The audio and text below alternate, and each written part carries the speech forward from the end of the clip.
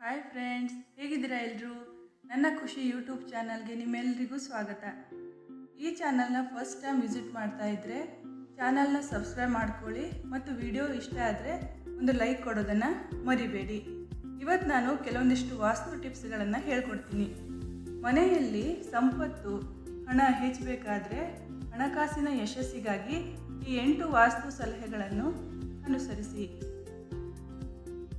ಮನೆಯಲ್ಲಿ ಸಂಪತ್ತು, ಸಮೃದ್ಧಿ, ಐಶ್ವರ್ಯ ಹೆಚ್ಚಾಗಲು ಕೆಲವೊಂದು ವಾಸ್ತು ಸಲಹೆ ಅನುಸರಿಸುವುದು ಸೂಕ್ತವಾಗಿದೆ.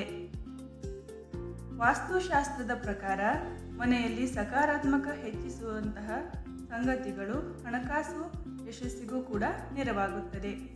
ಮೊದಲನೆಯದಾಗಿ, ಮನೆಯ ಉತ್ತರ, ಪೂರ್ವ ಮತ್ತು ಈಶಾನ್ಯದಲ್ಲಿ ಕುಬೇರ ಯಂತ್ರ ಇರಲಿ. ಕುಬೇರ ದೇವರು ಸಂಪತ್ತಿಗೆ ಅಧಿದೇವತೆ. ಈಶಾನ್ಯವನ್ನು ಕುಬೇರ ನಿಯಂತ್ರಿಸುತ್ತಾನೆ. ಇದೇ ಕಾರಣಕ್ಕೆ ಈ ಭಾಗದಲ್ಲಿ ನಕಾರಾತ್ಮಕ ಶಕ್ತಿಗೆ ಆಹ್ವಾನ ನೀಡುವಂತಹ ಎಲ್ಲ ವಸ್ತುಗಳನ್ನು ತೆಗೆಯಬೇಕು. ಮನೆಯ ಉತ್ತರ ಭಾಗದ ಮೇಲೆ ಕನ್ನಡಿ ಅಥವಾ ಕುಬೇರ ಯಂತ್ರ ಅಳವಡಿಸಿದರೆ ಮನೆಯಲ್ಲಿ ಸಂಪತ್ತು ಹೆಚ್ಚಾಗಲು ಆರಂಭವಾಗುವುದು. ಎರಡನೆಯದಾಗಿ, ಮನೆಯ ನೈಋತ್ಯ ಭಾಗದಲ್ಲಿ ಲಾಕರ್, ಬೆಲೆ ಬಾಳುವ ವಸ್ತುಗಳು ಇರಲಿ. ಸಂಪತ್ತು, ಚಿನ್ನಾಭರಣಗಳು, ಲಾಕರ್ ಇತ್ಯಾದಿಗಳು ಮನೆಯ ನೈಋತ್ಯದಲ್ಲಿ ಇರಲಿ. ನಿಮ್ಮ ಆಭರಣ, ಹಣ, ಪ್ರಮುಖ ಹಣಕಾಸು ದಾಖಲೆಗಳನ್ನು ಈ ಭಾಗದಲ್ಲಿಡಿ. ಮೂರನೆಯದಾಗಿ, ಮನೆಯಲ್ಲಿ ಅಡೆತಡೆ ಇರುವುದು ಬೇಡ. ಮನೆಯು ಕ್ಲೀನಾಗಿ ಇರಲಿ. ಮನೆಯೊಳಗೆ ನಿರ್ವಹಣೆ ಸುಲಭವಾಗುವಂತೆ ಇರಲಿ. ಮನೆಯೊಳಗೆ ಸಕಾರಾತ್ಮಕ ಶಕ್ತಿಯು ಅಡೆತಡೆ ಇಲ್ಲದೆ ಹರಿದಾಡಲು ಇದು ಸಹಾಯ ಮಾಡುತ್ತದೆ. ನಾಲ್ಕನೆಯದಾಗಿ, ಮನೆಯ ಪ್ರವೇಶ ದ್ವಾರದ ಕುರಿತು ಗಮನ ನೀಡಿ. ಮನೆಗೆ ಸಂಪತ್ತು ಆಗಮಿಸಲು, ಸಕಾರಾತ್ಮಕ ಶಕ್ತಿ ಹೆಚ್ಚಾಗಲು ಮನೆಯ ಮುಖ್ಯ ಬಾಗಿಲಿನ ಪಾತ್ರ ಪ್ರಮುಖವಾಗಿದೆ.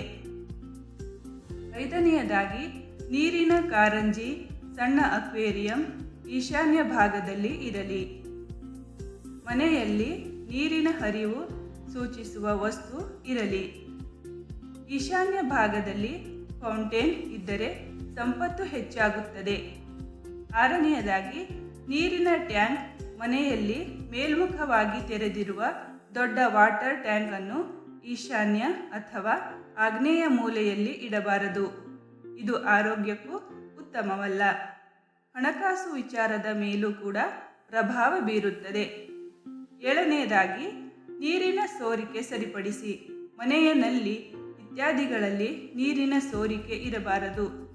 ಇಂತಹ ಸಮಸ್ಯೆ ಕಂಡುಬಂದರೆ ತಕ್ಷಣವೇ ರಿಪೇರಿ ಮಾಡಿಸಿ. ಎಂಟನೆಯದಾಗಿ, ಟಾಯ್ಲೆಟ್ ಇರುವ ಸ್ಥಳ, ಶೌಚಾಲಯ ಮತ್ತು ಬಾತ್ರೂಮನ್ನು ಸರಿಯಾದ ಸ್ಥಳದಲ್ಲಿ ನಿರ್ಮಿಸಿರಬೇಕು. ವಾಸ್ತು ಪ್ರಕಾರ ಇವು ತಪ್ಪಾದ ಸ್ಥಳದಲ್ಲಿ ಇದ್ದರೆ ಹಣಕಾಸು ನಷ್ಟಕ್ಕೆ ಕಾರಣವಾಗಬಹುದು. ಆರೋಗ್ಯ ಸಮಸ್ಯೆಯೂ ಉಂಟಾಗಬಹುದು. ಮನೆಯ ವಾಯುವ್ಯ ಅಥವಾ ಈಶಾನ್ಯ ಭಾಗದಲ್ಲಿ ಶೌಚಾಲಯ ಇರಲಿ. ಈ ಆಯ್ಕೆ ಇಲ್ಲದೆ ಇದ್ದರೆ ನೈಋತ್ಯ ಅಥವಾ ಆಗ್ನೇಯ ಭಾಗದಲ್ಲಿ ಶೌಚಾಲಯ ನಿರ್ಮಿಸಬಹುದು. ಈ ವಿಡಿಯೋವನ್ನು ನೋಡಿದ್ದಕ್ಕಾಗಿ ಎಲ್ಲರಿಗೂ ಧನ್ಯವಾದಗಳು.